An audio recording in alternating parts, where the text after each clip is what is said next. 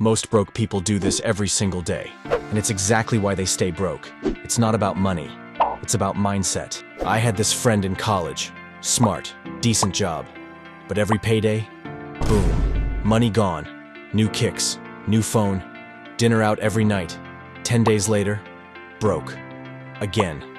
And every month he'd say, I just need to make more money. No, man, you need a better mindset.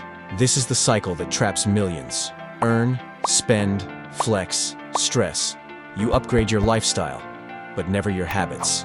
And that's how broke people stay broke, even when they earn more. Let's compare. Broke people, they spend to impress. Wealthy people, they invest to grow. One buys the newest iPhone, the other buys shares in Apple. You feel that?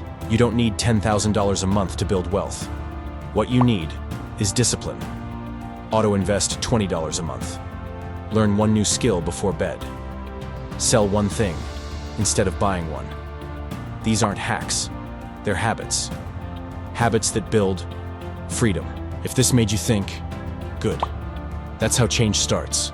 Drop a fire emoji in the comments if you're done with broke thinking, and hit that subscribe button if you're ready to build real wealth in 2025.